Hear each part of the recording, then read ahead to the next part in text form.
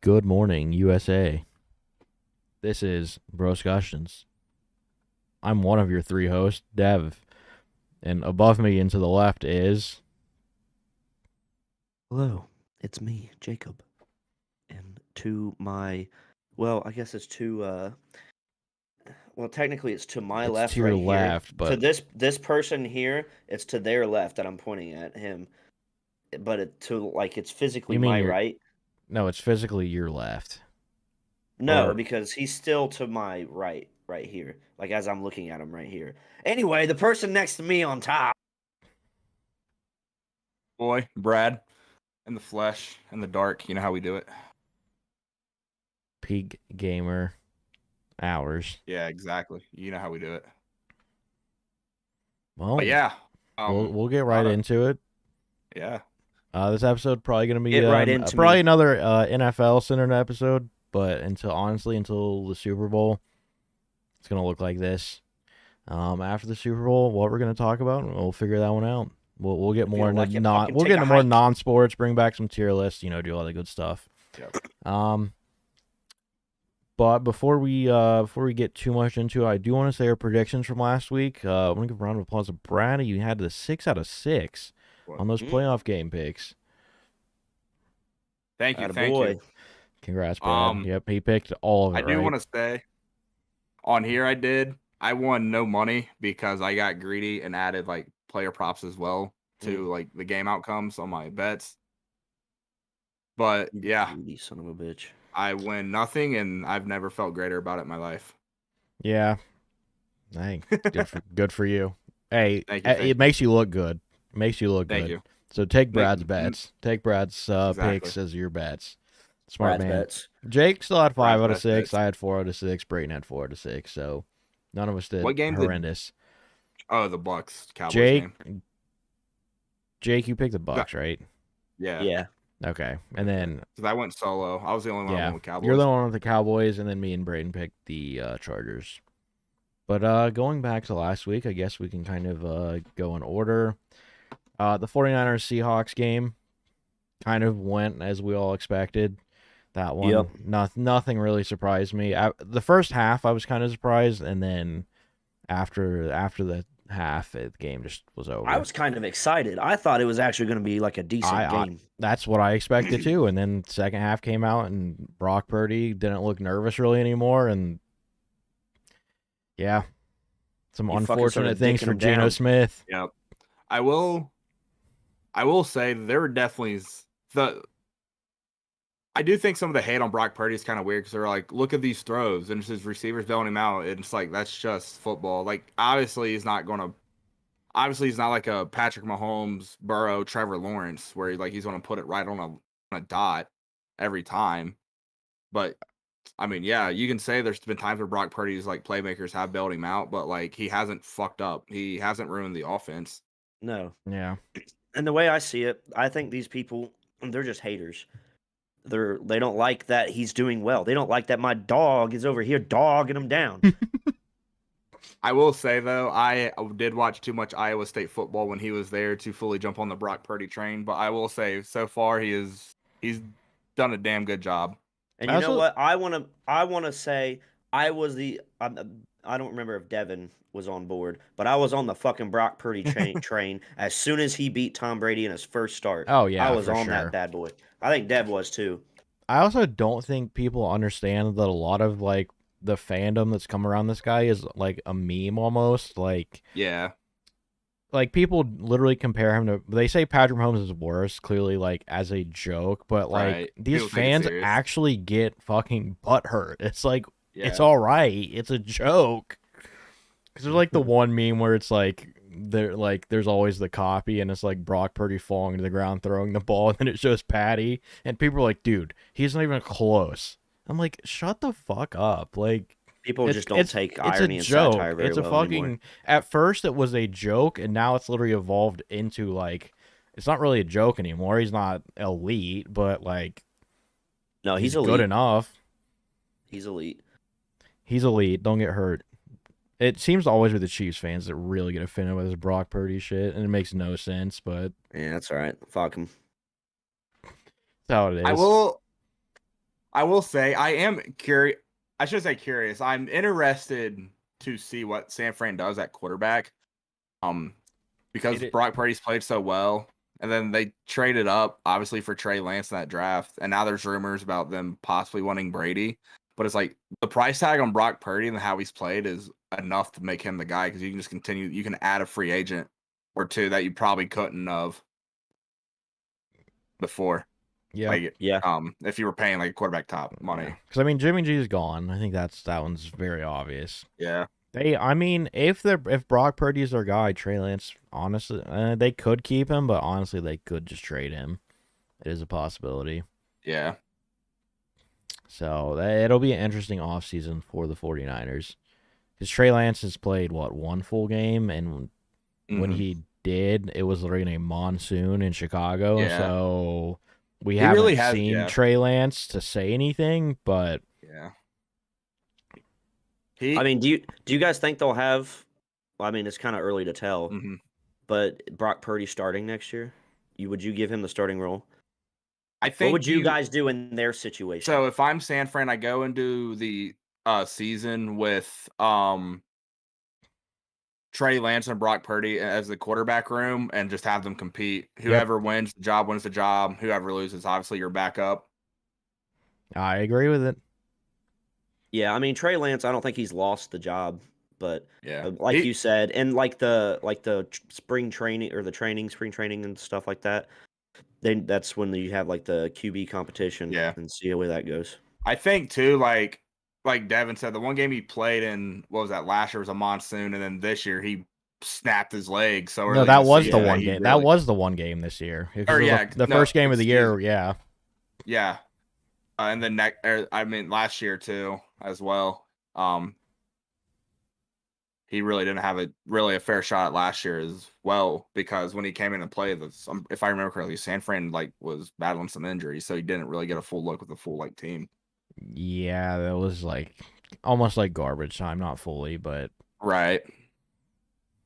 But who knows? Maybe Trey Lance is like Joe Burrow. I mean, I really do like Trey Lance. I think he can be a good quarterback. He's basically lost three years. Like his last year in college was at North Dakota State, and they played one game in 2020, and that was it. Yep. He's essentially he's barely played football in 3 years, so he's really at a disadvantage.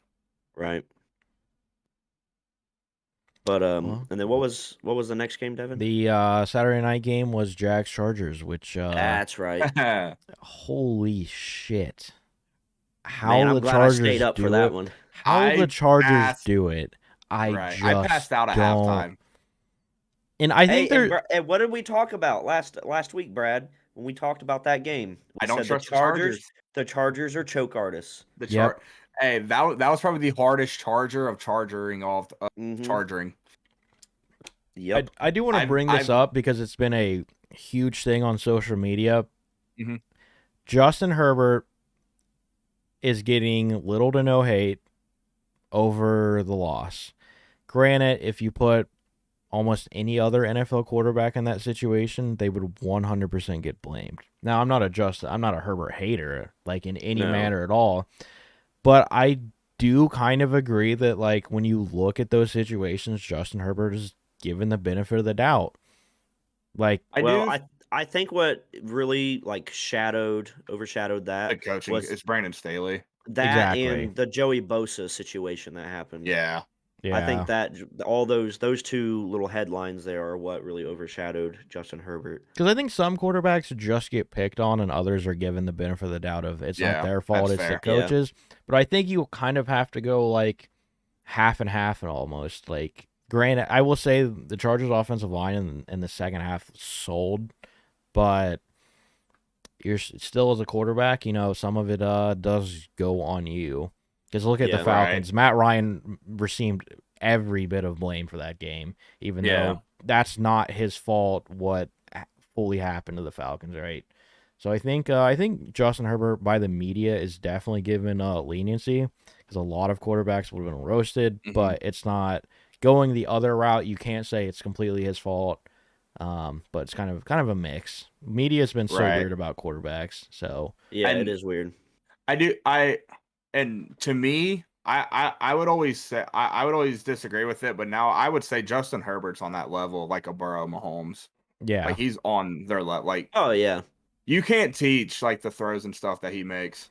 Yeah, I put Justin Herbert. If we went back to a tier list, he's like A plus. Mm-hmm. Like he's mm-hmm. better than I think almost every A quarterback I would think, but he's not necessarily S tier yet in a sense. Yeah, but I just think too.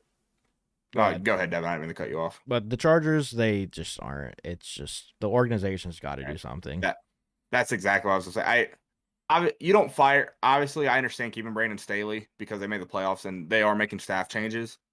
But some of the decisions he makes, man, are just like I get, like, I'm all for being aggressive, but there are times where it's like taking the field goal is the right choice. Yep. Like, I don't know. Like, I understand, we all want, you get that star quarterback, you constantly want to put the ball in their hands, or you want to go for the points you want to go for the touchdown. But like, there are times where it's definitely smart to just take the 3. And then you can. Well, they tried and they missed. Right. Well, I'm just saying throughout the year, just in general, there's been times where I think people get them confused, but there's definitely a difference between just being stupid and being aggressive. Yep. Yeah.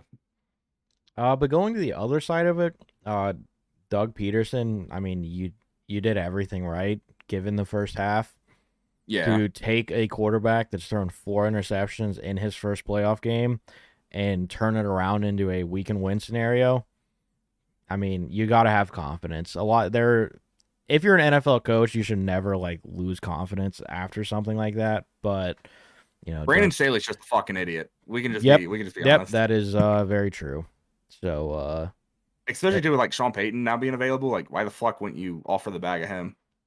Yeah, I don't. It's a very interesting. This coaching change in the offseason is going to be interesting. Speaking of Sean Payton, you guys think he ends up in Arizona? Or do you guys think he sits out another year and waits? I think he goes to Arizona. I think he goes to Arizona. I do. I agree. I don't know. I could see him going to Denver. I think Denver, it's possible, but given this last year, he might just not even want to. Fair. But we'll see. There's been reports of that he'd want to work with Russ, but and especially too with that ownership group. If I remember correctly, when they bought the Broncos, they said you could come. He was now the richest owner in the NFL, and you could combine the next 2, the second, third, fourth, and fifth most richest owners in the NFL, and they still would not equal him. Yeah. So like they could just offer Sean Payton a contract where it's to the point where it's like you can't turn down money. Yeah. Yeah, because I mean, the second that Denver started to get bad, it turned into a okay, this is where Sean Payton's going to go situation. But right, I mean, both teams like he's got things to work with. Yeah. So just depends. Do you want to work with a veteran or do you want to work with someone like Kyler Murray? I mean, you want to work with a cornball like Russell Wilson or a Call of Duty god in Kyler Murray? True. Yeah. No, it would be interesting to see Sean Payton with those Broncos weapons, because I think people were like, "Oh, we overrated the Broncos weapons." I don't think that's true. I just don't think Nathaniel Hackett was a good head coach or ready to be a head coach. Yep. And then, speaking of the game, still after the game, Trevor Lawrence straight to fucking Waffle House. What a guy. Oh, yeah, we should give more props to that guy. 4 interceptions in the first half and then come out and just guns blazing. Yep. What a dog. He's got that dog in him. And then, like I said, after the game, you just hit up the Waffle House. Like it's nothing. Like you just didn't win a playoff game. Out of all the places that you went to Waffle House. Where else would you go? That place is fucking iconic. If you remember right, I put that in the fucking S tier on the. I agreed with you. Yep. Did you guys see that video of after the game? I forget who T-Law. I don't know who T-Law was talking to, but he goes, "Have you ever been to Waffle House?" The guy goes, "No." He goes, "All right, we're all going to Waffle House." That's something. The Jags, man, they're depending what they do this offseason, man. They're going to keep that thing going. This just isn't like a flash in the pan, because you got the quarterback, you got Doug Peterson. obviously they're going to have to, re-sign Evan Ingram and, Zay Jones if they choose to re-sign both or one or either of those guys.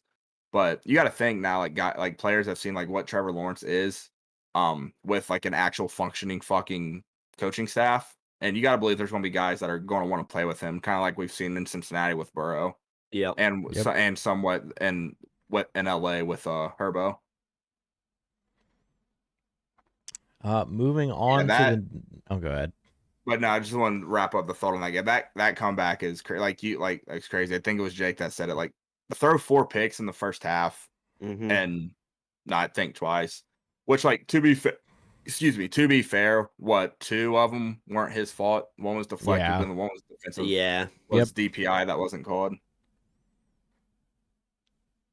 But yeah, you can go ahead and move on to the Bills. So Bills Dolphins.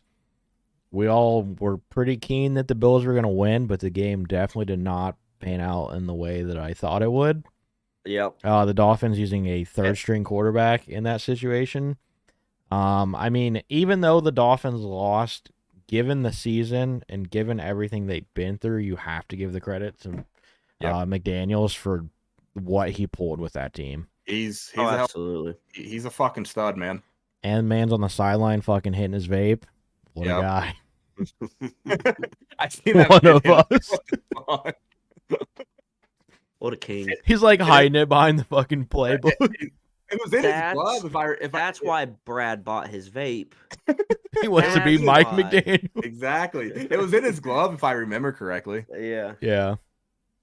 But the thing that's crazy is, like, the Dolphins had so many drops that, like, if they didn't have all those drops, then maybe there's a different outcome. Like, being real, Tyreek and Jalen Waddle kind of sold in that game. Like, they could have won the game. Like ass. Yeah. So that was winnable. I mean, we'll all agree the Bills definitely did not play up to the standards that they should. Right. And I don't know, Josh Allen this year has kind of been weird where this is way more interceptions than we've seen out of him in the last couple years. So yeah. And with having money on the Bills, I was really torn, but I caught myself also rooting for the Dolphins. Just for the sole fact of a home divisional game. Yeah, obvious reasons. Yeah. I mean, for you guys, rooting for the Dolphins 100% makes sense. I once I realized it could happen, I was like, right. I obviously wouldn't have been mad at the Dolphins one, but I was rooting for the Bills money. Yeah. But then it got to the point where it's like, Josh Allen's not going to get, or I think it was Josh Allen was not going to get to the yards I needed, and I was just like, all right. Yeah, we watched that game together. I mean, brother. To brother. We watched that game to brother. Yeah, but once it got to a point where it's like Josh Allen's not, like, it was like the middle of the fourth quarter, and it was like, all right, it was the Bills, because I took a Bills alt spread, and it was like the Bills aren't going to cover, which I moved their spread to 5.5, and then it was like, all right, fuck it, let's go Miami. Yeah. But yeah, nothing, like I said, out of the game, Dolphins could have won, but the Bills just didn't play like they should have. So, and we're going to talk about the next matchups later in the episode anyways. Right. Moving on, Giants Vikings, as predicted did everyone here pick the Giants? I remember. Or did Jake? I think I picked the Vikings. Because then I lied. Jake went 4 out of 6. But I lied. But remember? Yeah, you changed it. I changed it when we were doing the Super Bowl predictions because I was like, listen, like, realistically, the Giants could beat. The Giants are the hot team right now in the NFC. They're the wild card that could come out and win it because we were talking about teams that could go on a run. Yep. And I know. I had the Vikings going to the Super Bowl, but I picked the 49ers anyway, and so I kind of went back and changed it. So I don't know if you can count it because my original. Yeah, I'll count it. Trying to stick to my guns. I'm thinking of what we said last week, not like a couple weeks ago. So yeah, you're fine. As we kind of all predicted, the Vikings sold. It's so hard to tell if they're going to win a game or not. And here's my thoughts: the NFC North in the playoffs. They don't fucking exist. If you play them, congratulations, you probably win. Yeah. That's about it. Because I know some people are like, why? Some people are like, why the hell is the Packers fan talking about people selling the playoffs? I'm fully fucking aware of what my team does. Okay, I'm just being realistic. You're an expert on it, right? That the NFC North in the playoffs fucking sucks. And yes, I'm an expert on watching the Packers fucking lose in the playoffs. I'm aware. I will say too, I do want to bring up this stat. There's only one player in postseason history with a 300+ passing yard game, 70+ rushing yard game, and 2+ passing touchdowns in that game. That man is future first ballot Hall of Famer, 5-time Super Bowl champion, 7-time league MVP, Daniel Jones. I mean, Daniel Jones. And the thing is, with Daniel Jones, you can't pull like what people want to say is like the Brock Purdy of he has people to throw to. Daniel Jones is making people that you've never fucking heard of look like stars. Like, this isn't Daniel Jones surrounded by talent. This is Daniel Jones making everybody else talented. And the Giants too, like they've had a lot of drop problems this year too. So like Daniel Jones's numbers, like as a whole, like you can like they're not like that great, but like he's like you guys said, like he doesn't have like get that man a true number one. Like I really hope that they trade. Like I would love for D-Hop to go there just so Daniel Jones has that receiver that he can trust on. Obviously, it's supposed to be Sterling Shepard. I have my thoughts on why your slot receiver probably shouldn't be your number one unless it's Cooper Kupp, just because Cooper Kupp is a fucking alien. Yeah. Yep. But like Daniel Jones, just with like some like just he's got a bunch of like threes on his receiver. Like he's got a bunch of receiver threes. Like if you were to get him just somebody that like just a bona fide one, that offense would just take off even more and like he would have someone that he can just knows like, okay, in this situation, we need a play. I can go to whoever, insert whoever that could be. Obviously, they can draft someone because receiver class is pretty good. But I am curious to see what the Giants do to help that receiver, to help that receiving core, because obviously there's been talks about them both resigning both Saquon and Daniel Jones, excuse me. Yeah, because like I said, at first it was, Daniel Jones, we're going to do a little screen pass to Saquon, and that's why his stats are the way they are, but like it is completely turned from that situation. So yeah, Giants get him help, and good Lord, the NFC East, right? Yep. The NFC East is just going to keep getting scarier. Had a glow up. Yeah, from them being the joke of the league 2 years ago to an 8-8 season, fucking getting to the playoffs, to what that division is now. Good Lord. Yeah. Oh yeah. I am curious too. Like Brian Dable should probably win Coach of the Year.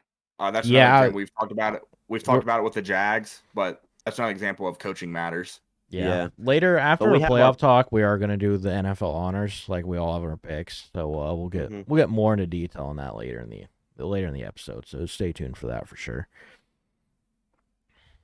But yeah, Vikings. That last play call, very interesting. Why Kirk Cousins would throw that in that situation makes no fucking sense. At that point, just fucking go for it all rather than something that's literally not going to happen. But yeah, exactly. I don't know if that's more of Kirk or if that's more of like what the fuck is the Viking coaching staff thinking? Like I don't. Yeah. They fired their defensive coordinator today too. Yeah, so they're obviously making changes to that staff because that defense, man, is horrible. And the thing is, the Vikings are kind of known for kind of consistently having that good defense, and the offensive was their struggle, and now it's completely flipped the other way. Yeah, right. Because they had 13 wins this year, right? Or is it 12? No, 12 wins. Yeah, 12, I believe. They still gave up more points than they scored, right? Or something fucking ridiculous like that. If I remember correctly, they were the first 12-win team, 12 or more win team in NFL history to have a negative point differential. Yeah, so and the only thing you can blame in that situation is, well, you could have that good of a defense and that horrible of an offense, but that's clearly not the situation in Minnesota. Right. But yeah, get them help. And then you might have a team that can actually like contest in those big games. So and then later that night we go to you guys. I will say, and I'll kind of say this like I did with the Bills. I don't know how you guys feel. I don't think you guys played up to your full standards as a team against the Ravens. I think that game was a lot closer and a lot scarier than it ever should have been. But you guys are you guys are the actual fans, so I'll let you give your thoughts. I'll say this. I think that's a fair take just from an outsider.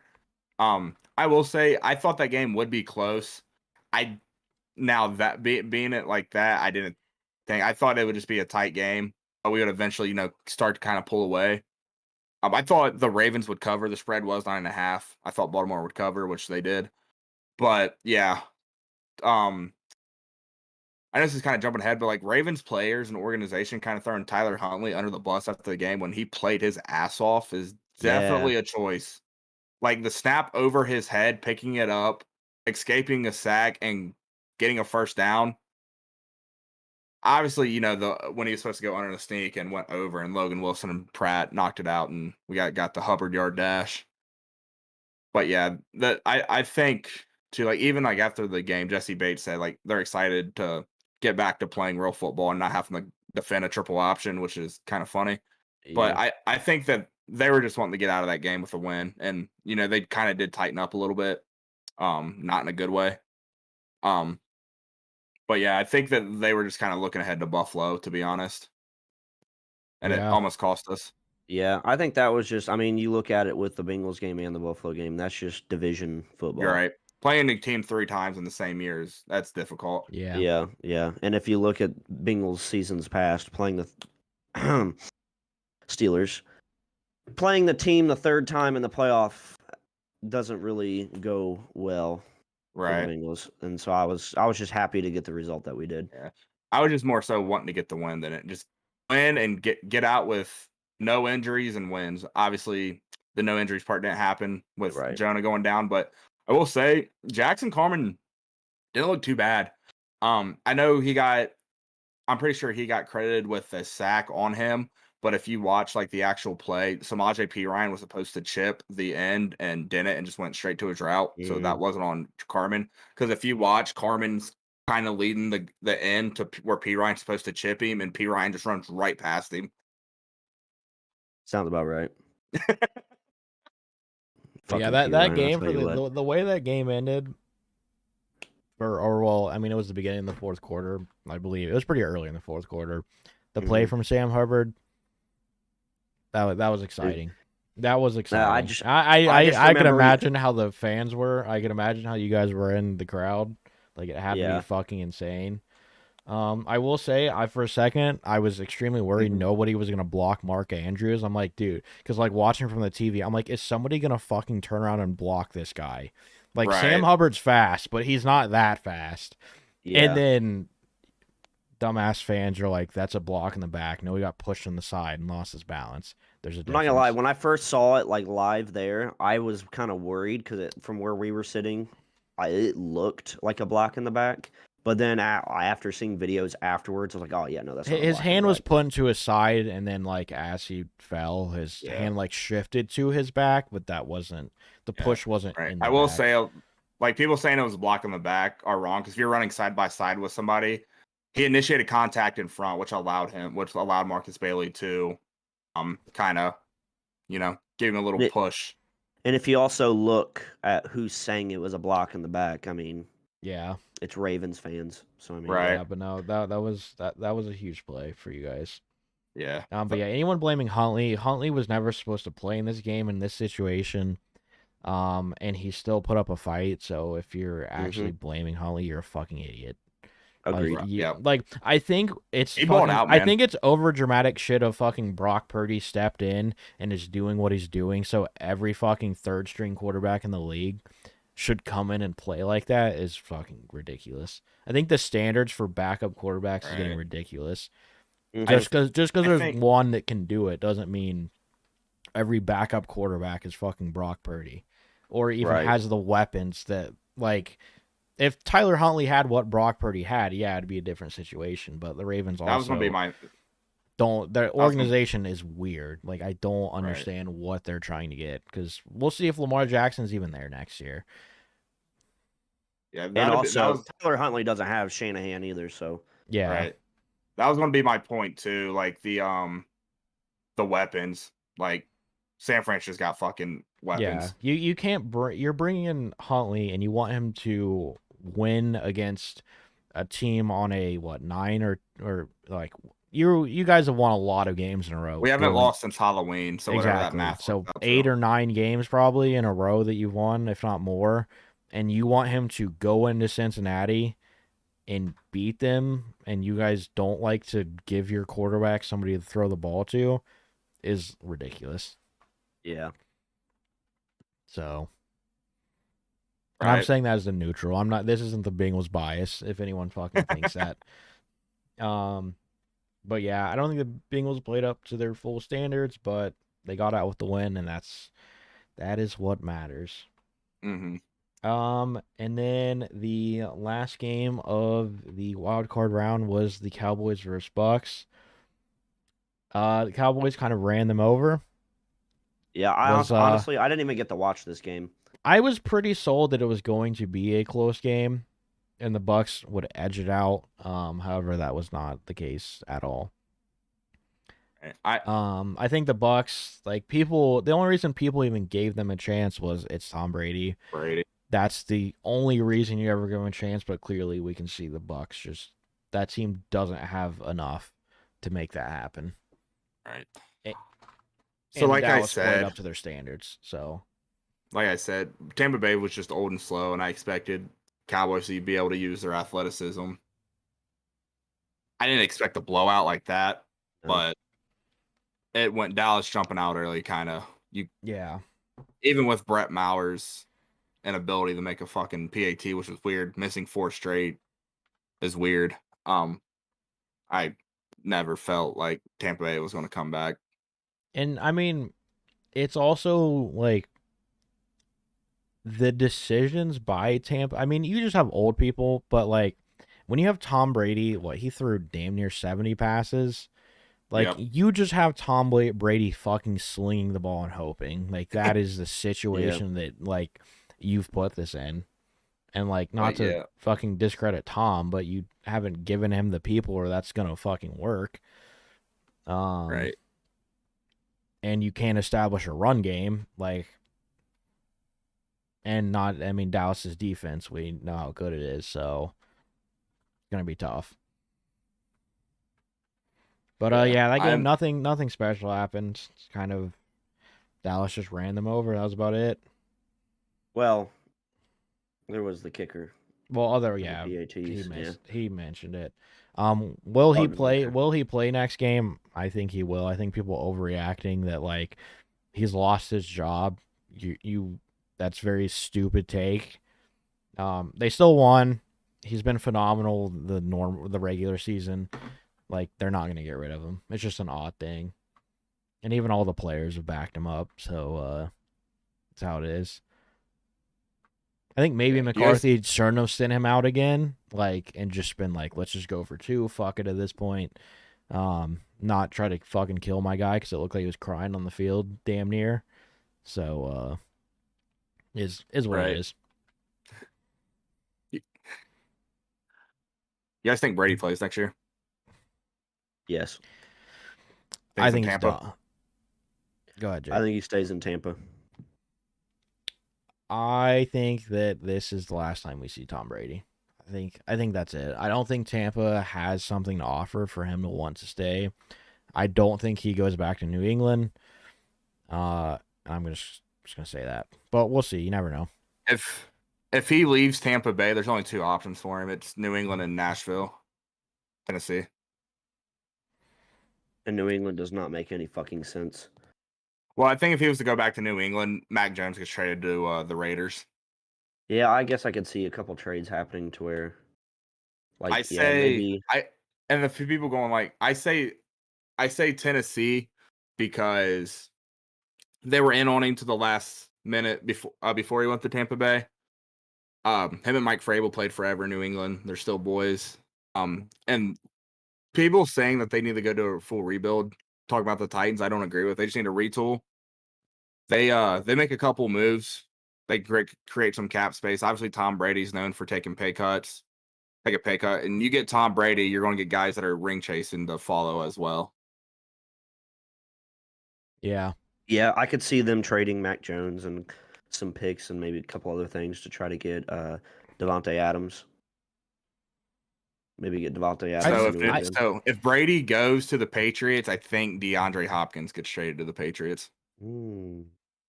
It's possible. It's just, if I am like the GM of the Patriots, the thought of trading away Mac Jones already for a quarterback for what we're all going to assume is one year, and then the following year you've put yourself in a shit situation where you need a quarterback in. Yes, it's great to have the Tom Brady homecoming, end his career there, but also you're kind of fucking like throwing the future away. But it is possible if you disagree. But I will say, if like what Brad says, if you can attract big time receivers, you can also set yourself up in a situation if Tom Brady retires, you'll have quarterbacks that want to play there.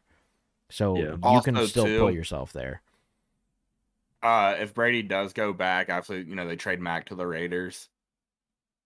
That then allows Brady and Belichick to retire together, and the Patriots should just have a hard reset. I think people in that building are split on Mac Jones. But to be fair, I wasn't the biggest Mac Jones fan of him coming out of Bama, but I don't blame this last year on him. Like, he had Matt Patricia calling plays and Joe Judge calling plays. Like, that anybody's gonna look horrible in that system. Yep. And it's not like New England is giving Mac Jones fucking great receivers to throw the ball to. Right. Like, he's got Jacoby Myers, and that's it. And I'd be shocked if Jacoby Myers is there next year. Yeah. So, yeah, I agree. A hard reset is something that they definitely are going to need, especially if they go that route. But like, even if you stay with Mac Jones, like, you got to get the man some help. Right. Even if they stick with Mac Jones, trading for DeAndre Hopkins still makes sense because it gets Mac gets him a receiver. Yeah. But yeah, we'll go into the next round this upcoming weekend. I don't know. I guess I could do it in order of game. I can think of them off the top of my head, but hold up real quick. We got Chiefs Jags. Is there a Monday night game, or is it 2 Saturday, 2 Sunday? 2 Saturday, 2 Sunday. Okay, that's what I thought. Yeah, Jags Chiefs first one. Kansas City right now, 8.5-point favorite. If I'm a bettor on this game, I'm probably slamming the Chiefs. Pretty confident. You're not confident, Brad? So the Chiefs, oh my God, what is the stat? They're like, fuck, I seen it earlier. They're horrible at covering big spreads like that. Anything over a touchdown, they've been bad at covering since 2020. Gotcha. I'm taking Jags spread at plus 8.5, but Chiefs win. So that's fair. So mark me, I'll be a Jags better on their spread, but you can mark me down for picking the Chiefs to win. Yeah, I'm definitely taking the Chiefs to win this game. I do think though there's a scenario where the Jags win because the Chiefs are overlooking them. Yeah. And Trevor Lawrence has never lost a game on a Saturday. Patrick Mahomes has never not made the AFC Championship game since becoming a full-time starter. So something's got to give. Yeah, that is true. I gotta say, I think Pat's stat there is the more impressive one, but Trevor Lawrence goes back to college. Oh, okay. Well, yeah, that's like his whole since high school, his whole I remember that stat. Yeah, you're right. Yeah, I mean there is a scenario the Chiefs will lose, and that's just they're not prepared. But I'm still gonna take the Chiefs here. Yep, agreed. So I am also putting money on the Jags to cover the spread. Yep. Yep. And you know what? I think I'm also going to take the Jags to win. Oh. So is that your Okay. heart or your head saying that? Yeah, which one is this? This sounds like that's your my heart. This sounds like your That's my heart. heart, and This I'm going to go with my heart. How much of this is you want the Jags to play the Bengals in the NFC Championship or AFC? Sorry. I honestly, I just want an AFC Championship home game. And Okay, so yes, so you need Jacksonville to win. That would be the scenario. Yeah, I exactly. also would love a Burrow Lawrence 3. Yeah, that'd be awesome. Going back to their days of playing in college. Yeah, I think the quarterback matchups in the AFC are all just gonna be super good. Like, I'm gonna go with the Jags. All right, you heard it here. All right, Jake is taking the Jags. Hey, the one person that lone wolfed the game last week won, so let's see how this pays off for the old boy. Giants Eagles, the Saturday night game. I want to so much of my heart just wants to take the New York Giants in this situation. But up until the NFC Championship, you better fucking believe it is Jalen Hurts' season. Taking the Eagles. Yeah. So, do we know the spread on that game by chance? If not, it's all right. I can 7.5. 7.5. Yep. All right. Goes back to playing the division opponent 3 times in a single season. I think the Eagles win by 3. That is my prediction. And this goes like Jake. Jake was wanting an AFC Championship home game. This is me. I think the Eagles win, but I will be rooting for the Giants because of Daniel Jones. But give me the Giants to cover. I think the Giants cover, Eagles win though. I like that pick. Jake? You guys might hate me, but I'm going with the fucking Giants. Let's go. I'm going with the Giants. I think this is the time when America is kind of you know what, fuck it, let's go Giants. Well, I don't know where I heard it, but I heard somewhere. Oh, I'm sorry, Devin. I didn't mean to interrupt. No, go ahead. I wasn't saying anything. I heard someone say that the Eagles. I don't know what their record is, but I heard they're not very good after bye weeks. And I know it's playoffs, different scenario, but I know too. There was a stat too about teams playing after a bye, as well. That wasn't. Yeah. Was not in the favor of the team coming off the bye in the playoffs. Right. I mean, I know from my team, I know from the Packers, absolutely horrendous off the bye week. I think that's kind of happens to a lot of teams. Yeah. I mean, look at Tennessee last year, and then who was this? Who was it that was the NFC 1 seed last year? Was it the Packers? Was it? It was either the Packers or the 49ers. It was the Packers. Okay. Well, 2 teams. Remember, 2 teams last year had a bye. Yeah. Oh, that's right. No, they didn't. Or no, was it? No, I think so. Or was that the 2020 season? That was 20. I believe that 2020 is the last time the first and second seed got a. Okay. No, 2020 was the first year they expanded playoffs. Yeah, 2019. 2019 would have been the last time. Okay. Yeah. Damn. Time flies, boys. I feel like that was just 2. Okay. Right. Last year, I think we did get the bye. Oh, I'd have to go back. Either way, I mean, they won it, whoever it was, but still. Yeah. But yeah, no, I'm gonna go with the Giants on this one. All right. I mean, I'm down for this division matchup. I think it's gonna be incredible fun. I mean, I'm rooting for a Bengals Giants Super Bowl because I win regardless. So yeah, that's fair. Yeah. And then moving on, let me pull up the schedule. Are you guys the Sunday night or early Sunday game? We got the 3 o'clock. 3 o'clock. Bengals Bills. We are 5.5 underdogs, I believe. Yep. This matchup. Smashing Bengals money line. Yeah, I agree. Yeah, I'm also with it.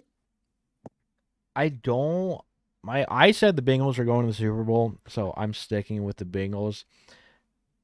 I think it's gonna be an interesting game because I think both teams played poorly last week. They both came out with wins, so whether you judge that as poorly or not, when you look at the standards that the teams have played up to all year, the Bengals and Bills clearly did not play like they normally did. Right. So it's going to be an interesting game, but Brad made a great point earlier that I think there were both players on both teams were focused on this game. This was the game they thought was going to happen, and this is what they prepared for. I think it's going to be an amazing game. I think it's going to be incredible. I think I would venture to say it's probably high scoring. I think you put Joe Burrow versus Josh Allen or Patrick Mahomes, any of those three quarterbacks in a game, and you're going to get a slugfest. But nerves might get to him. We'll see. So, I think I think it'll be a good game, but I don't think it's going to be as high scoring as people think. Yeah, the over under is 49 right now. Yeah, and I would probably take that, to be honest, but I think people are expecting like a 38-35 ball game, and I just don't see that because the Bengals defense is so good.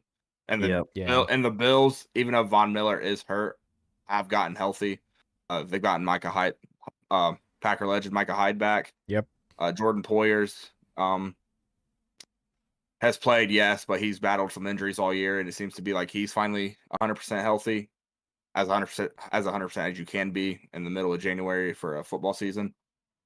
But yeah, give me the Bengals even with the banged up offensive line. Like you said, we all picked the Bengals to make the Super Bowl with this game being a divisional matchup in mind. So it would make no sense to pick against the Bengals. Yep. Yeah. But I was set on a Chiefs Bengals championship again. Yep. Agreed. And then I think that might be the AFC Championship game going forward. That might literally be just a Bengals Chiefs invitational for the next 6 years. It is possible. Though. I think the Bills are the team that could shake that up. They're the one team that I think has a chance right now. Maybe next year's Jacksonville. You never know. I just love how we're calling it the Bengals Chiefs AFC Championship, and the Bills are going to be the one to take out one of their spots. But all the other media is talking about how it's Bills Chiefs AFC Championship, and the Bengals are going to be the one to knock them out. I love too. Like I'm sure, I don't know if you've seen them, like some of the quotes that, but I'm sure Jake has. Just obviously just being a fan of the team, but like the quotes of like Jesse Bates, like we're never the underdogs. Joe Mixon, we're the big dogs. We're the fitting AFC champions. And Joe Burrow. I mean, that was my whole career, and I'm never the underdog. Like, I think too, there's something like this team's got a lot of confidence right now. And there's definitely something to like talking your shit and knowing you're going to back it up. And this team's just super confident right now. There was a post by the official NFL Twitter account that was like, which duo is better, Stephon Diggs or Gabe Davis, or Jamar and T. Higgins? And obviously people were saying, like, there's some people saying the Bills, and it's like Tyler Boyd, our third receiver, is better than Gabe Davis. So what the fuck do you think the answer is? Yeah. Like, don't get me wrong, Gabe Davis is a good receiver. Oh, yeah. Don't fucking put that man on T. Higgins or fucking TB's level. And T. Higgins would be a number one receiver on 90% of teams in the NFL. Oh, yeah. Oh, for sure. And then I think from the Bengals perspective, you're coming off beating the Ravens 2 weeks in a row. Yep. Like, as a player, that is like one of the 3 teams a year that you definitely want to kick the shit out of. You beat them twice in a row. You're coming off that high. So I think it's gonna be a great matchup. If I had to predict a score, I'm thinking like a 28-24 kind of game, like something in that. We're not getting into the 30s range, but like mid-20s from both teams. I could see that. And I will also throw this stat out there that Joe Burrow is 7-0 and temperatures below 40 degrees, and it's supposed to be 36 degrees and snowing on Sunday. So, right. We'll see in 3 years when we go up to Lambeau. Yeah. And then last game, the Sunday night, the Sunday 6:30 game, Cowboys 49ers. Right now, San Fran is the 4-point favorite. I think it makes sense. I think this is a tough one. I think the 49ers win. I'll just go ahead and say San Fran wins. Yep. I predicted them to go to the Super Bowl and win it. So of course I'm not gonna not pick them. I could see them narrowly winning, or I could also see them just shitting on the Cowboys. It's kind of tough. If I see them narrowly winning, I see the Cowboys throwing the game at the end. And as much slander as I love giving the Cowboys, they proved last week that they didn't throw a fucking playoff game. So this is a different Cowboys team, but I just think the 49ers have. There's just so much there. So I think, and what's great is I don't know if anyone would really disagree. The two players that either one of them are going to win Defensive Player of the Year are against each other. Yep. Like you have Bosa and you have Micah Parsons. We're getting the Defensive Player of the Year matchup in this game.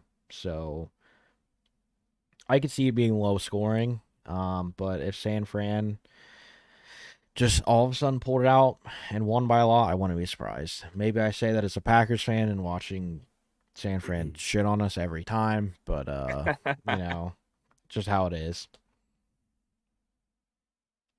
Give me the Niners. I think the Niners cover, but I think it's tight. I think it's probably like a last second touchdown or a last drive touchdown type thing.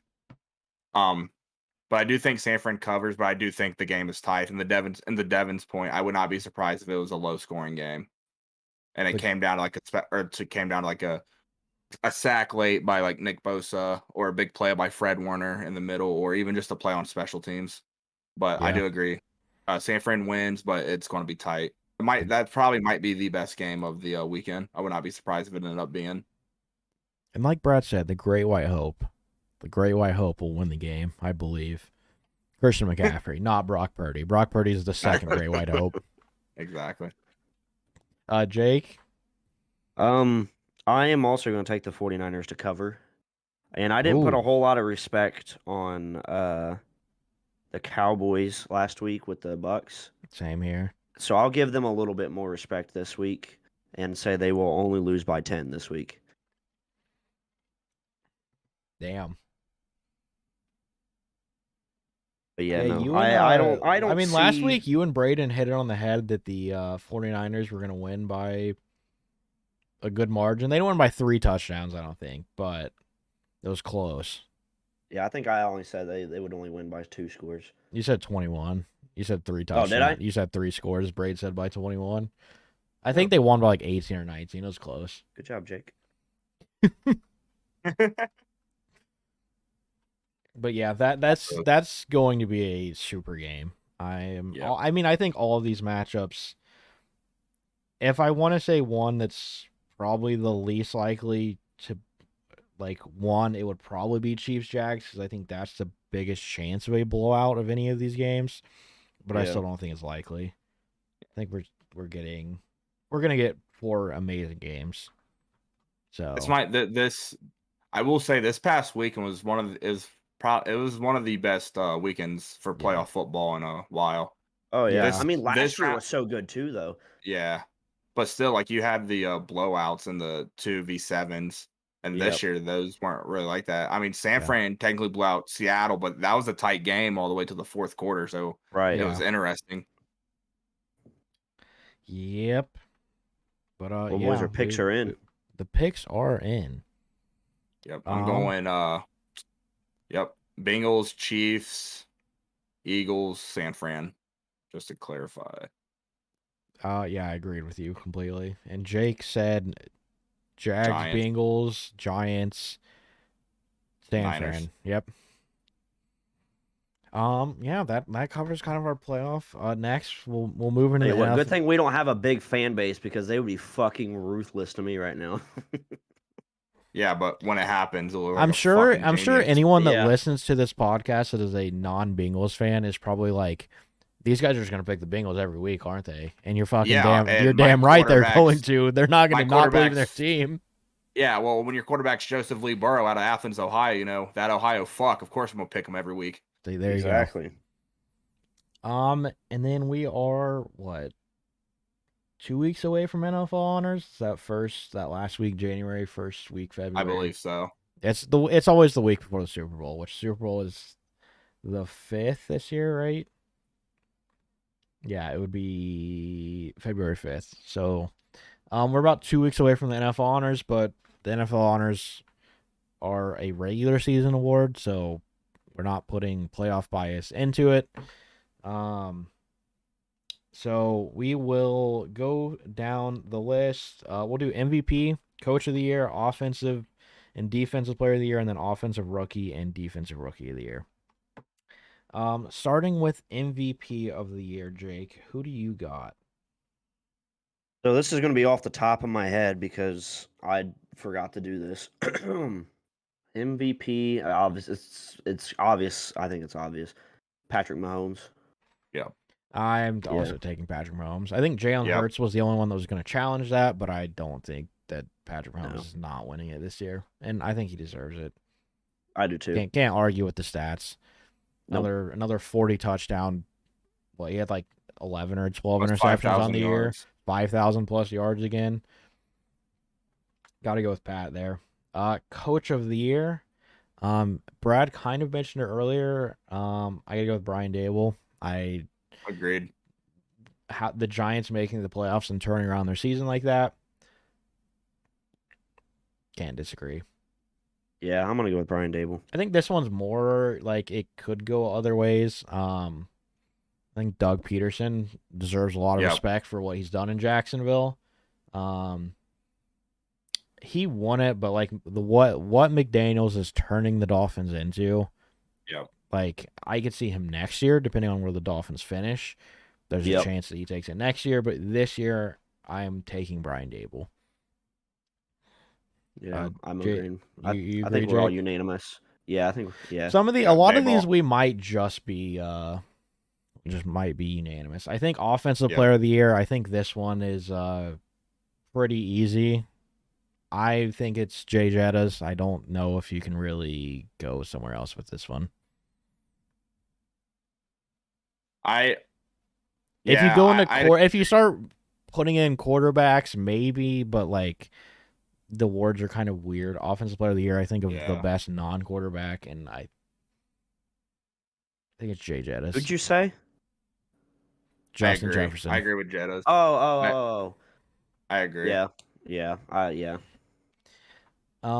Defensive Player of the Year, kind of mentioned earlier. It's definitely between two people. It is Nick Bosa or Micah Parsons. Brad, it could be somebody else, but I would imagine everyone's probably going to say one of those two. That's who I was between. Brad, who are you sold on? This is a tough I'm going with Donald Trump's favorite NFL player, Nick Bosa. Yeah. Jake? 17 sacks on the season. He's just a game record. He's a fucking stud. You can't. There's not much you can say about Nick Bosa. He's him. I'm also with Nick Bosa.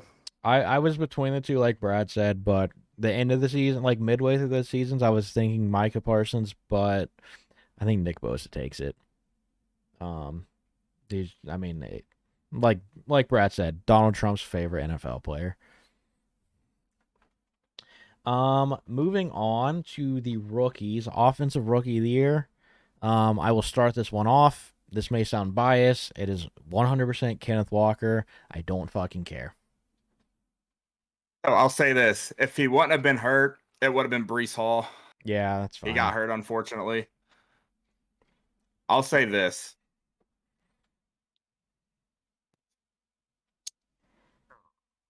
Kenneth Walker, yes. But the guy I might be considered off the wall. But it's the first time in 40 years, I believe, a rookie at this position was on the All-Pro team. Didn't allow over 50 yards didn't allow over more than 50 yards in a game all year. It's Sauce Gardner. I said, hold on, you said Rookie of the Year, right? We're just doing I said offensive. Yeah. Offense. Okay. That's so why I I jumped was the gun like, then. that's why I was Okay. like, Sorry, I thought you just said I thought you just said rookie of the year. Sauce My Gardner bad. play in a position that I don't Yeah, know. he did. Oh, if Actually. I'm going No. overall rookie of the year, I am agreeing with you that it is Sauce Gardner. Okay. I will So, not yeah. disagree there. But offensive rookie of the Yeah. year. Okay. Jumping the gun, defensive rookie of the year. There's my fucking answer. But yeah, offensive rookie of the year. I agree. Kenneth Walker. It would have been Breece Hall if he unfortunately wouldn't have torn his ACL. But I agree. Kenneth Walker, what he did for that Seattle offense, it's him. Yep. Go Sparty. That's all I can say. Love that man in college. I know. Brock Purdy. Yeah, go ahead, Jake. I'm sorry. Go ahead. My bad, Devin. I didn't mean to. I was gonna say I know Jake may have bias towards Kenneth Walker. He may have not liked the Michigan State game, but come on. That game should not have ended the way it did. All right. Anyway, that was literally a one-man game. That was literally a one-man game.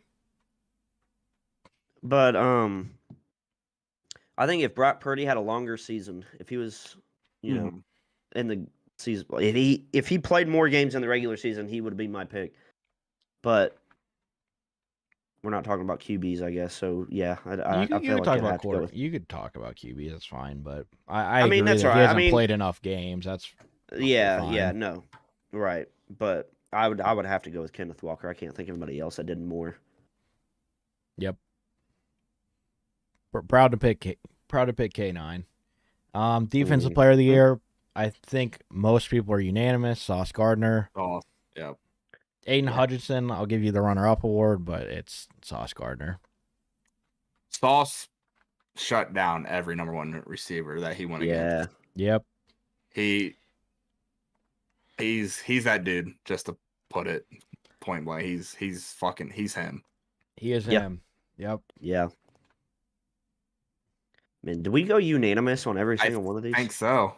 I think so. I think I'm pretty sure if you look at the odds on a lot of these, it's like not even close. Those are all like I think those are all. I don't think any of them are like that. I think Coach of the Year might be the one that's like probably most. It could be something else, but otherwise, yeah. But hey, if you disagree, let us know, because some of these you could disagree, but I think they're all pretty. It's where what we've seen in the season, you can't really not go with that. Yep. Although if you disagree and you tell us, I'm not gonna give a fuck. Should we make up some awards on the spot? Fuck it. Yeah, let's make up some awards. Okay, I'll just start because this one's on the top of my head. If you could let any NFL player date your daughter, who would it be? I'll just start out saying it's Cooper Kupp.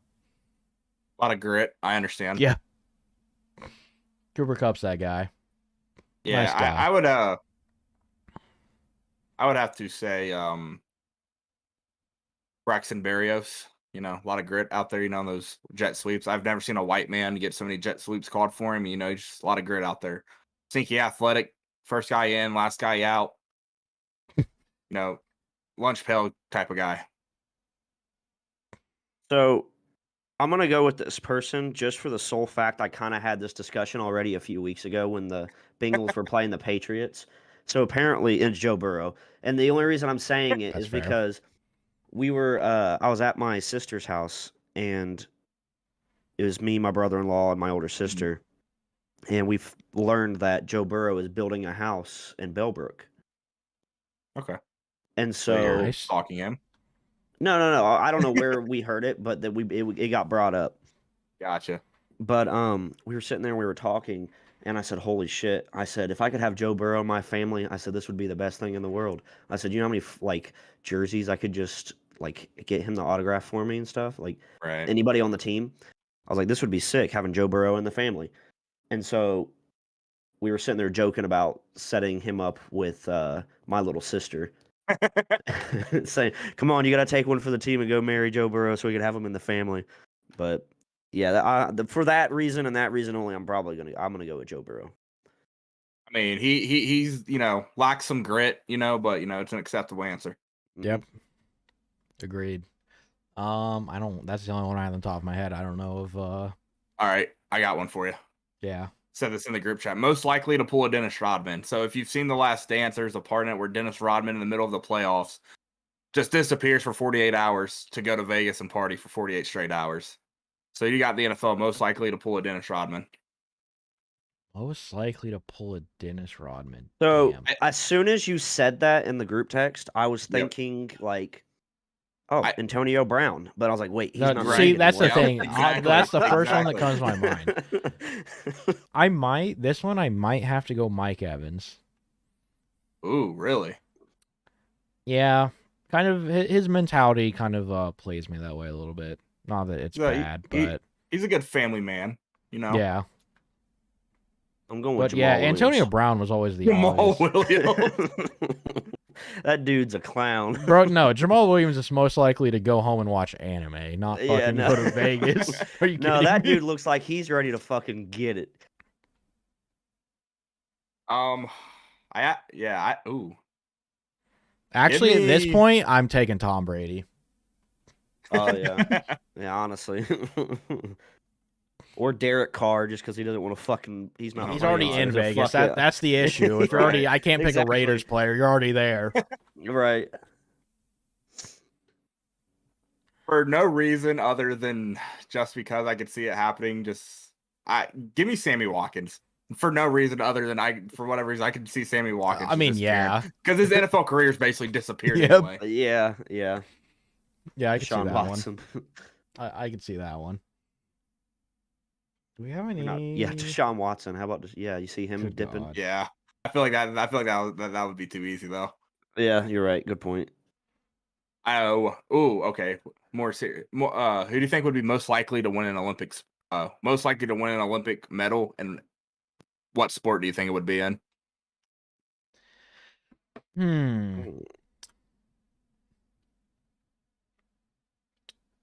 This is a tough one. Wow. If baseball was an Olympic sport, I would say one of the athletes like Kyler or Pat that clearly can play multiple sports. Who else were multi-sport athletes like that? I feel like all of them could be. Right. The cheating answer would be Marquise Goodwin, receiver from Seattle, because he literally was a track athlete. Yeah. But I'm gonna go Aaron Donald in the weightlifting. Yeah, I do forget that weightlifting is if you've seen him and DK, if you've seen him and DK Metcalf, like the clip from Pardon My Take, there's a part where DK says I can outlift anyone in the NFL, and they were asking what's your warm up, and Aaron Donald goes, he says 550 or something for his warm up, something astronomical, and DK looks at him and just starts laughing there's no way you're being serious. And Aaron Donald's yeah, that's my warm up. Give me Aaron Donald. I have two. One is more of a they didn't play, but it could be Myles Garrett on Team USA basketball. Yeah, that one's possible. Not that he's I don't know the full extent of his basketball career. We saw him in the celebrity game. That's what we know. Being more realistic in a way, I'm gonna take OBJ if you put him on the Team USA soccer team. Yeah. If you don't know OBJ, he's really good at soccer. OBJ was a 4-star soccer recruit, and I don't think he started playing football until he was a sophomore in high school.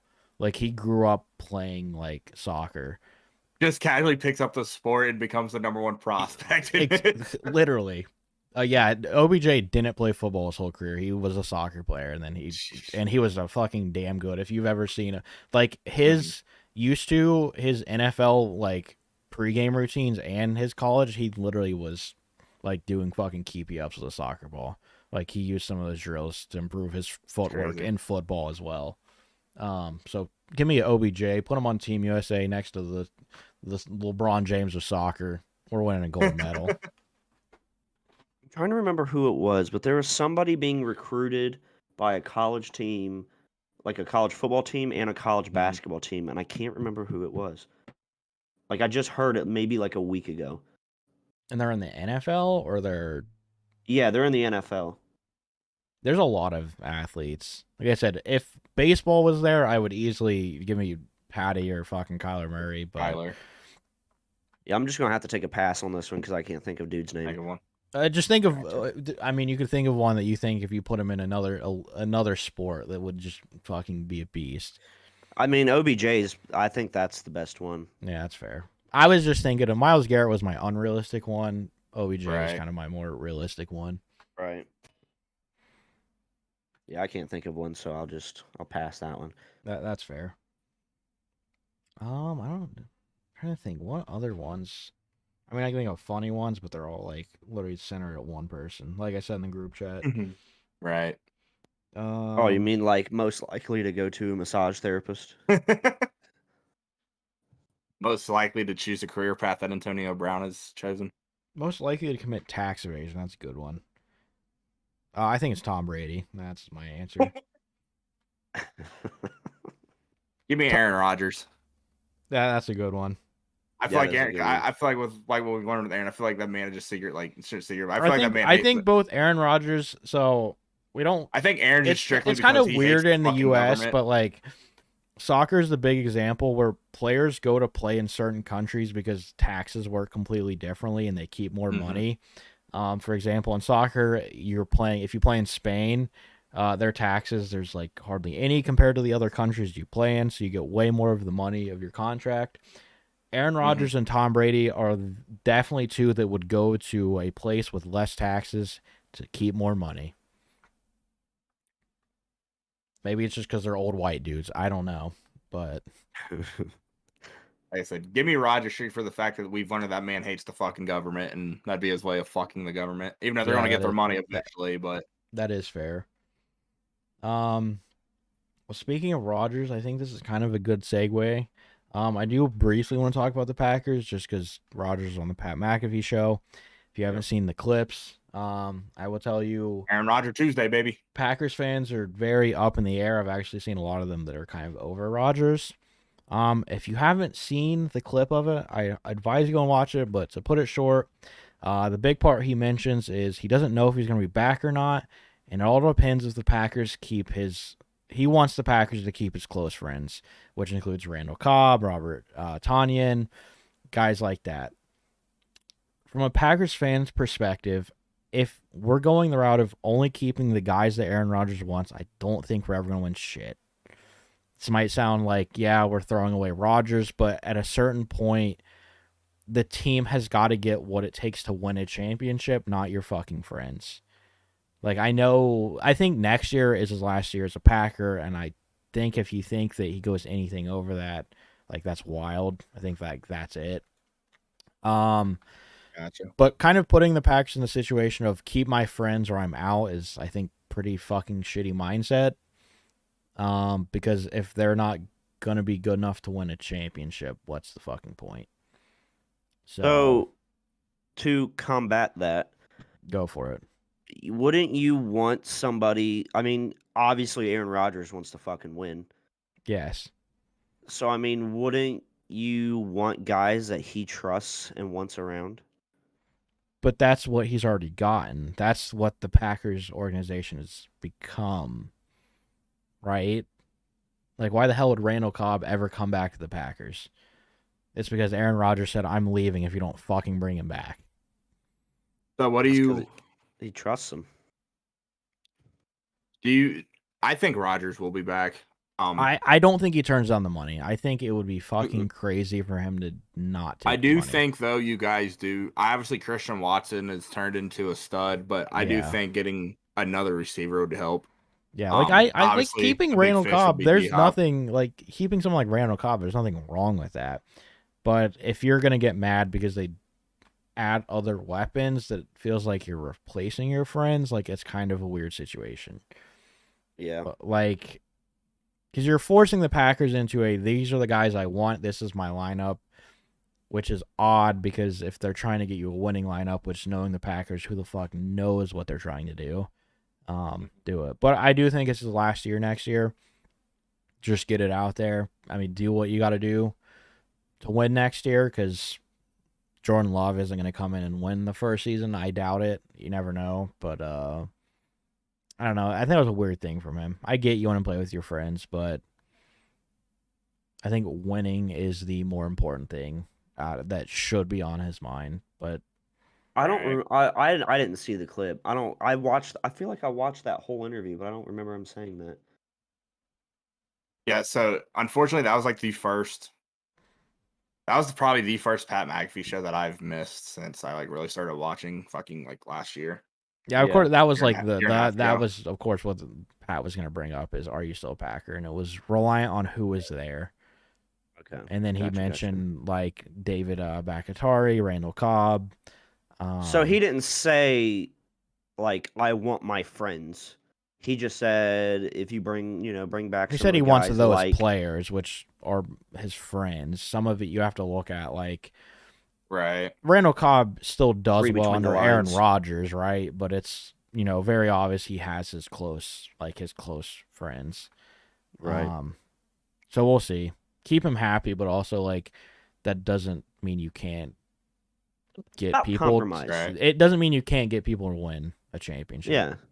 So I do think there's something though, because like Bach has been hurt for the last fucking 97 years. He just never plays. It's kind of, and when he does, he's playing one series out. Yeah. Then back in. It's weird. It's a weird situation. Tonyan, you have to go grab another tight end because he's not healthy enough to stay either. So, as much as I would love for him to be a Bengal, if you know me, I've been wanting this man to be a Bengal since I watched his very first game at Notre Dame. It's Michael Mayer. I think you guys draft Michael Mayer with your first pick. Because that's exactly who I want. He fits the Packers. If you've watched any Notre Dame football the last 3 years, this man is. You don't see a tight end ever be the focal point of an offensive game plan, and he is that. Not only that, that man blocks his fucking ass off. So he's fit. You guys have an Aaron and AJ Dillon. Yeah. And he's obviously a fucking beast that can light out at receiver and fucking catch anybody. Like, I forget what game it was. Not it'd have been a sophomore year. Like, this man was limping, barely moving, and was still making contested catches on DBs, driving Notre Dame down the field like it was nothing. Yep. Like, the dude's a fucking stud. That's the guy I'm sold on with a pick. We'll see who the fuck they draft, but I think you got to take him.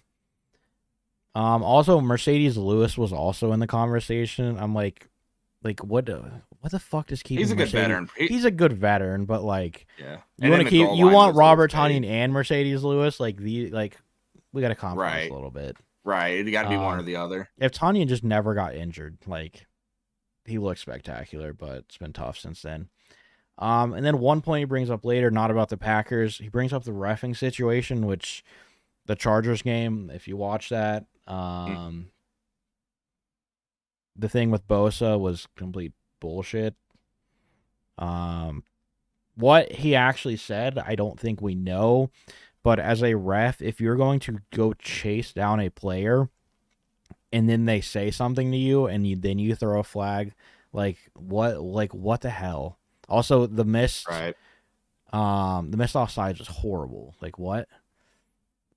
But I don't know. The reffing situation is bad, but Aaron Rodgers brings up any of the good refs are getting paid to not be a ref. And he mentions Gene Steratore as like the prime example of the good refs are getting paid to go on television and explain the situations, not actually be on the field. Give those refs the bag to be because like this is starting to look like when the fucking the strike happened or whatever the fuck you remember a long time ago. Whenever we brought in the backup refs, and then the Packers Seahawks thing happened, which God, I'm so pissed off about that. I don't know. The reffing situation, the Vikings, it happened, the fucking roughing the passer. Yeah. Like, what? He lets go of Kirk. He properly tackles him. He lets go of him. He doesn't land on him. The ball was still in his hand. How in God's name is that roughing the passer? Like, I get, like, I'm all for protecting the quarterback, obviously, you know. But there's definitely some that's like, it's still fucking football. It's getting to the point where, like, I get you don't want them to land on them in a certain way. That's perfectly fine. But like, quarterbacks going down with the ball while standing, like not like they got you go hit while sliding. How in the hell is that roughing the passer? Yeah, like it is. Like, yeah. It's just not. I'm glad we brought this up because I wanted to talk about how horrible the officiating has been. I mean, and the thing is, it's not even just NFL. The NBA refs have like NBA officiating has also been dog shit. Like I don't I'm know not gonna what lie is to you. happening. I think sports are. It's gonna sound like a boomer take. They're getting way too soft. There's a difference between what sports look like in the 90s versus now, but now it's getting to the point you just can't touch somebody or it's like it's not okay. It's a little ridiculous. Right. And like if this keeps going this way, we're going to get more and more video review. This is solely like it's going to turn into this all is based on review and fucking robots and shit. Like I think the MLB eventually we kind of know will probably be in that fucking robo situation. Just the way it is. Then Joey Votto comes out of retirement to fucking win a World Series with the Reds again. He never goes into retirement. It never happened. Well, it'll be a second one because we're gonna win it before he retires. Then he retires. Good point. Then he retires. 5 years later, he comes back after we won 5 in a row to get. He said, "Oh, good. Now I can get. These are all balls. Now everybody knows these are all fucking balls. If I don't swing, it's a ball." Exactly. But yeah, if you guys don't know what we're talking about, we're talking about the robot umps that are now, I believe, going to be used in AAA this year to see how that goes. Yeah. But yeah, I think the ball strike system in baseball is very like when you can't compare it to another sport. There's not a situation like that where a robot could go in and perfectly do that. Right. You know. So. Right. It just sucks on that. It's not going to be very often that you see like a trash can put behind home plate. Like I live for those moments in baseball. Yeah, you're not gonna get the fucking arguing. You're not gonna get so many managers getting thrown out. Yeah, you know, man. it's not gonna be that whole situation. It's gonna be like, oh, the robot said so. Okay. Fuck, damn robots. You see somebody like fucking go. Then they're gonna start complaining. When was the last time this fucking thing was calibrated? Yeah, you're gonna get shit like that. It's gonna turn into a scandal. Fucking Astros. Yeah. The Astros altered the robot. Jesus. I think we'll still get arguments. I just the umpires union is so strong. I don't think that robo umps is going to hit MLB, to be honest. It wouldn't be for a while. Like it yeah. Just imagine they actually put like robots there and you see the fucking managers go up and they're just yelling at an inanimate object. David Bell fights the fucking robot. He breaks his hand by hitting it. Throws it. I would love that. I think that's about all for sports. I think so. Yeah. Because NBA, we're in the middle of the season. That's not like nothing crazy is happening.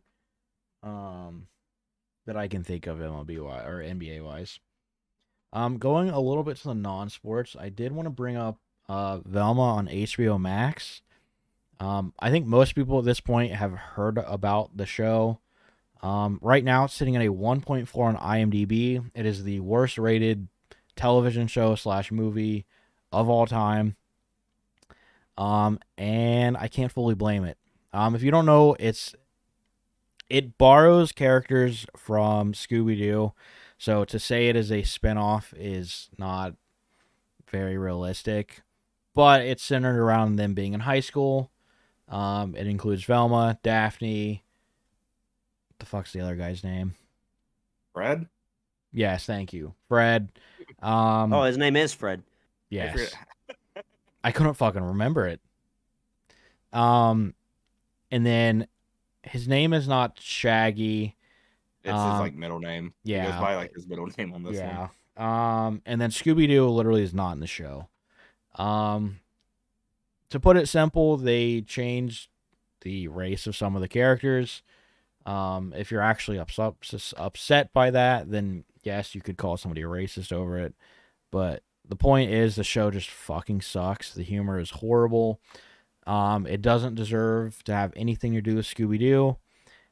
It could be its own like show. Like it could be its own cartoon without it. It's just HBO said, let's put fucking Scooby-Doo's name on it because it'll sell. Yeah. I thought it was just called Velma. It is, but like if you know when you think of Velma, you think of Scooby-Doo. You're using the character. Yeah.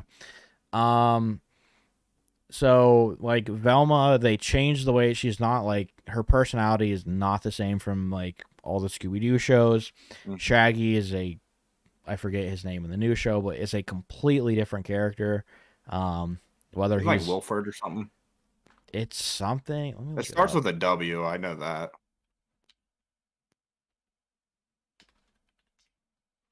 It is.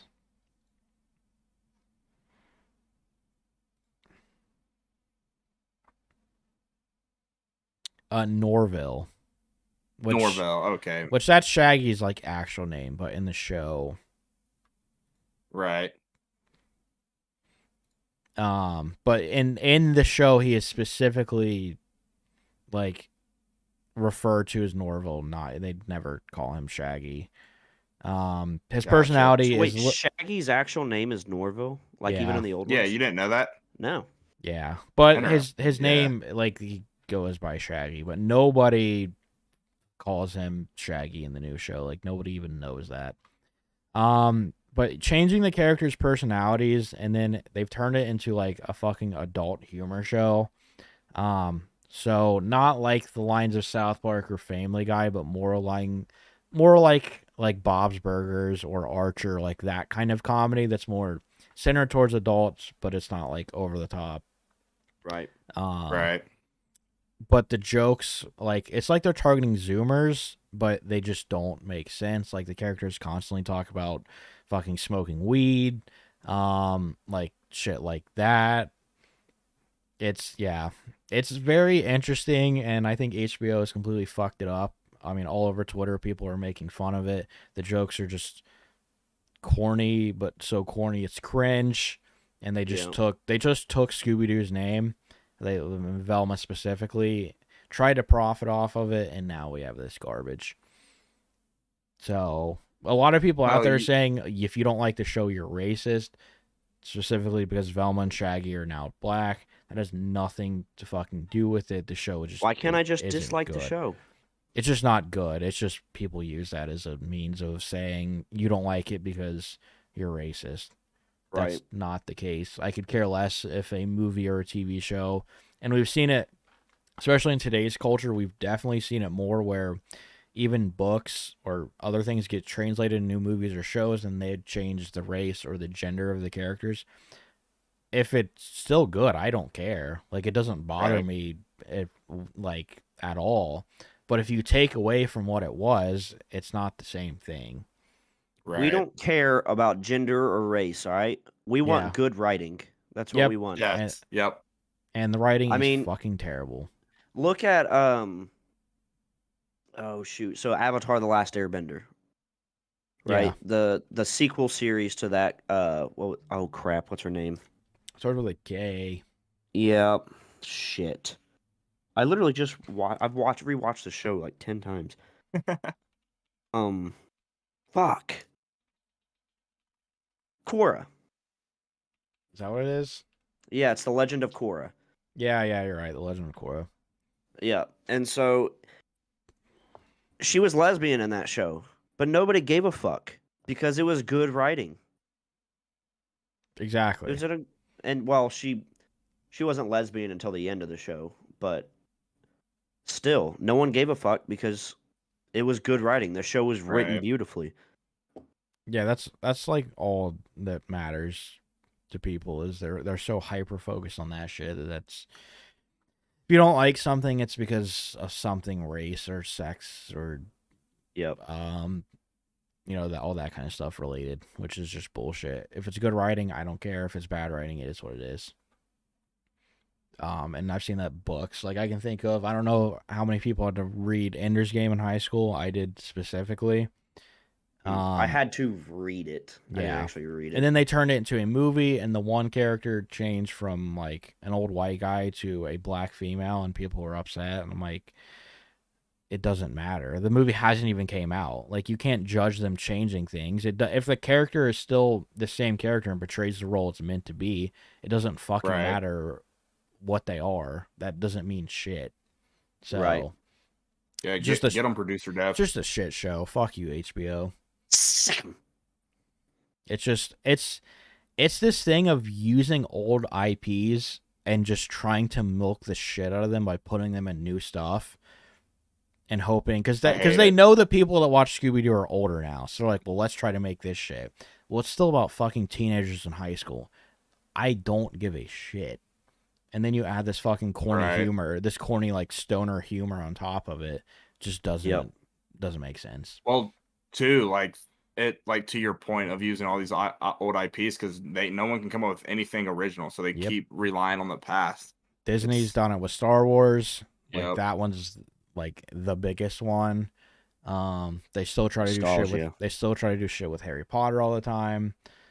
I even think this fucking last Avatar movie that came out, even though that's not as old, it's like, well, this movie did super well. So now there's which is weird. There's like 3 more already planned to be made. Like they're already turning into this fucking universe. It's like, okay, I don't know if that was always the plan, but it's like you go from not releasing one for like what, over a decade to, all right, yeah, we've already got 6 more made.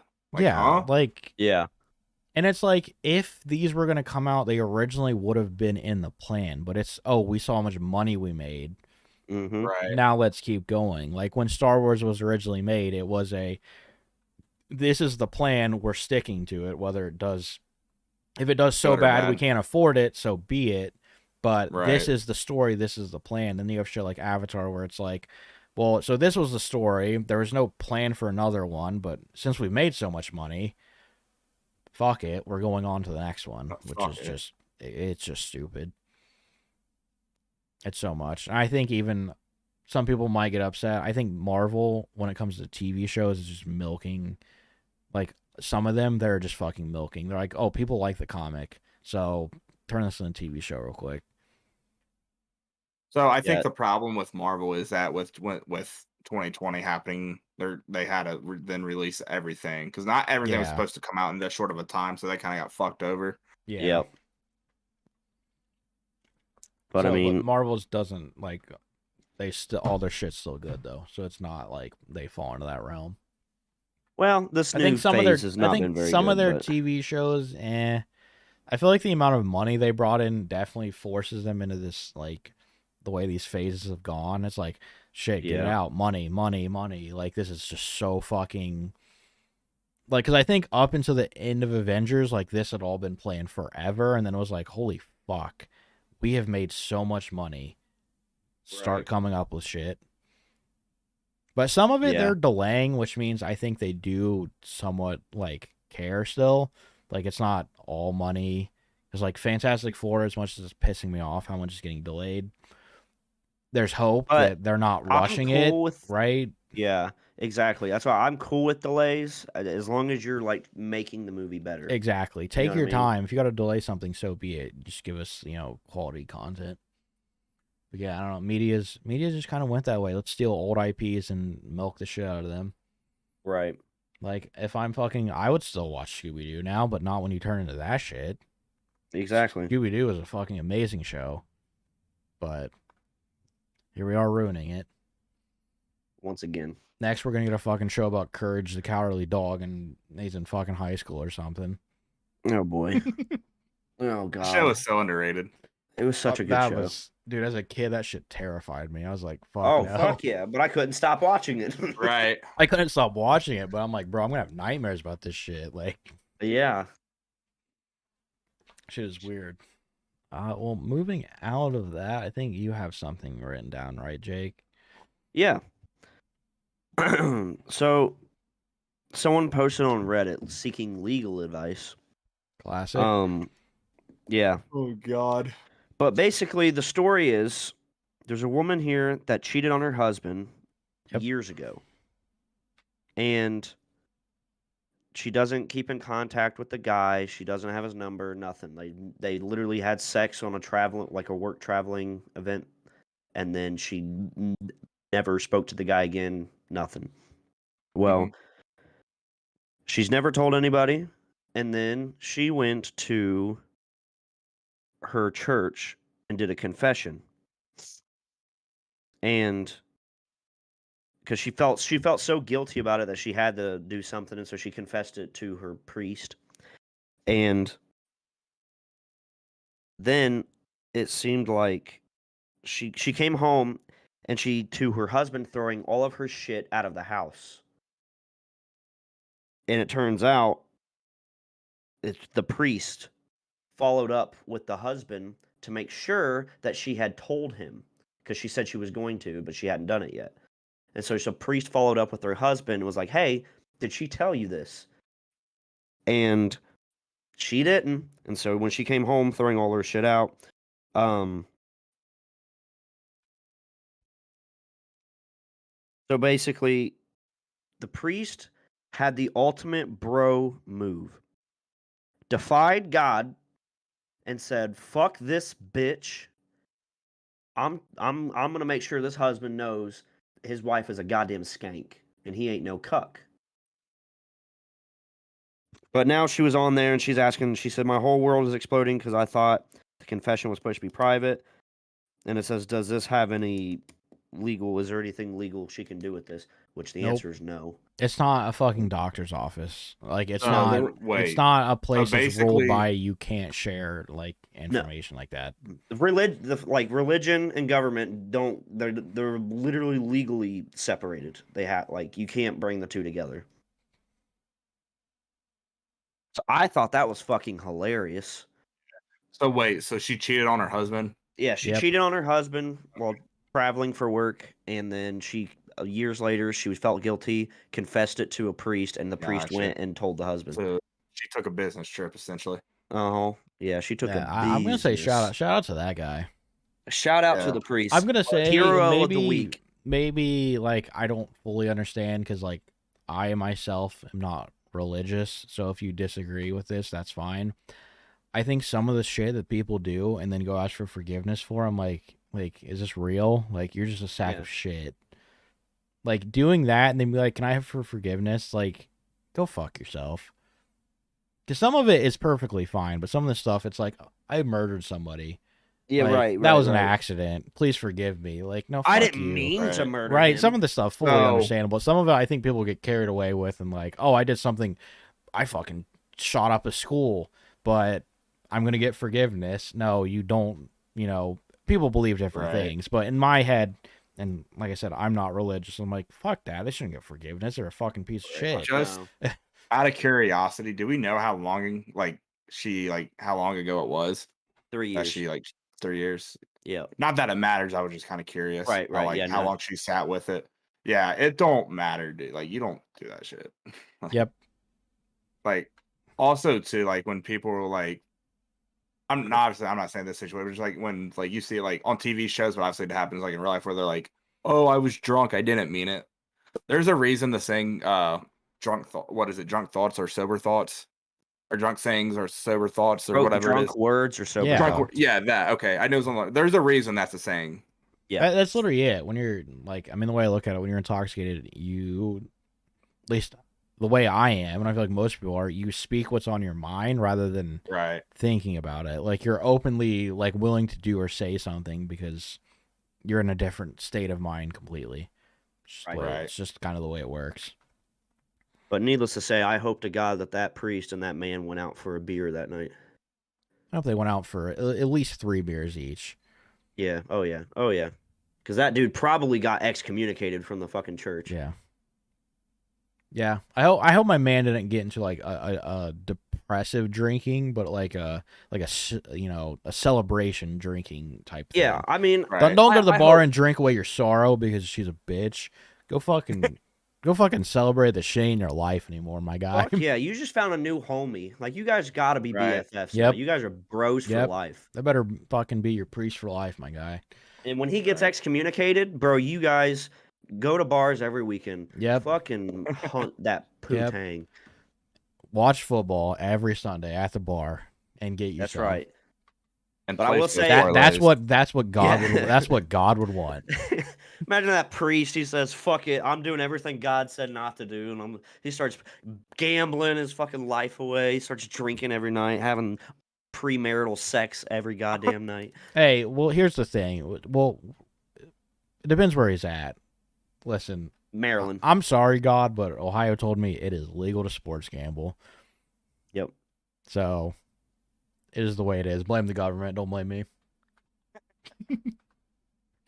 You heard it here. Don't blame Dev. Blame. It's always the fucking government. I'm telling you. Fucking government. It don't matter who you vote for, or don't matter who you vote for, who's in the office, who's your fucking representative. They're all in the damn government. All rigged. And they're all corrupt. Fuck the government. Broscussions 2032. You heard it here first. The elections are rigged. Sleepy Joe needs to go. God damn it, those fucking ballots. Oh, don't look in my I don't have boxes of ballots in my other room. Please don't look. What the hell happened to all those Pennsylvania ballots? I stuffed those ballots for fucking whoever. Devin's got them. For whoever for the independent candidate, and they still didn't win. I tried my best for the third party. Oh, Jesus. What fun times. Fun times indeed. Anything else? Well, we need a pussy of the week. Oh yeah. Who do we have as pussy of the week? Do we make it Joey Bosa for slamming his helmet and just No, I think that was just more out of frustration. Yeah, I'm not gonna. Who else could we make? That's a big time game. That's a shitty situation.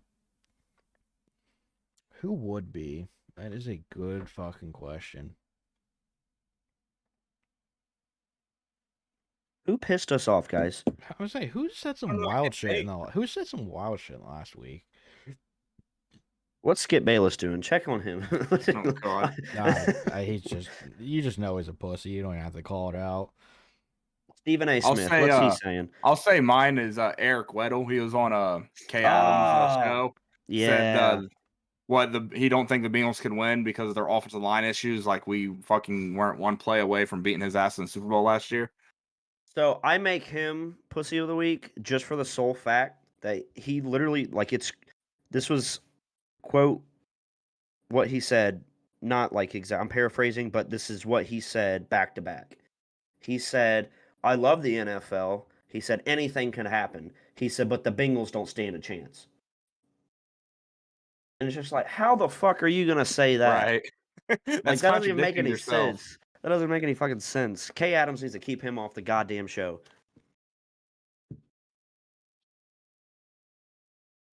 Who is? All Dick Eric. I'm going through real quick. I'm looking for shitty takes, but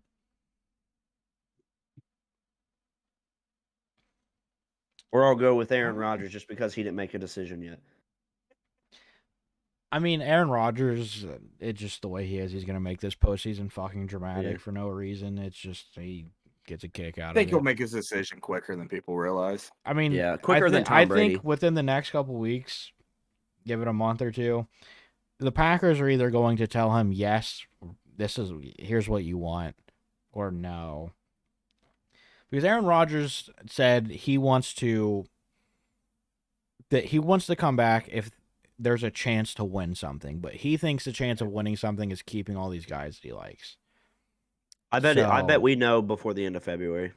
Yeah, I don't think it sits there. I don't think it sits like it did in fucking 2 years ago. Yeah. When fucking what's his name? Adam Schefter is just tweeting out lies again. Classic. Right. Fuck that guy. Don't like him. I don't know. I don't have a pussy of the week. Nobody says anything too crazy. Kind of wild. Congratulations. Congratulations, world. Congratulations, America. You did good this week.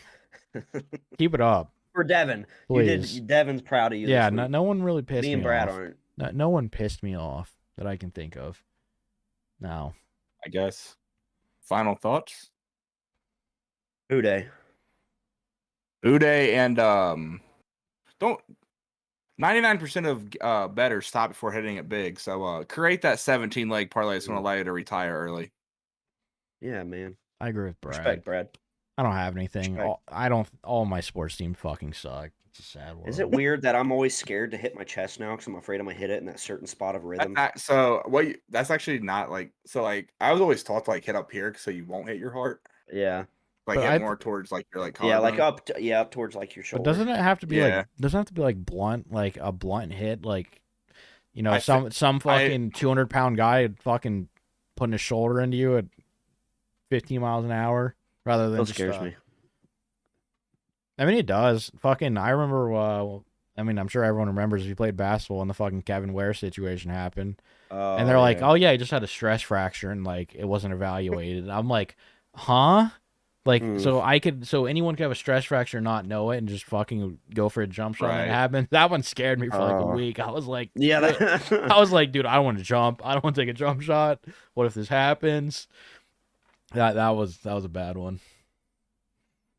But no, it's a scary thing. You know, I'll close it out on glad he's doing better. Yep. The recovery process is doing great. Just shout out to all the fucking medical people there.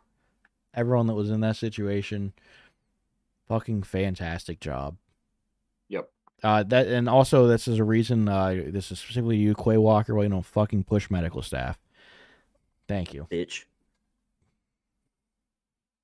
All right. Well, send us out, Jake. Thanks for listening to the Bengals podcast today on Broscussions Network.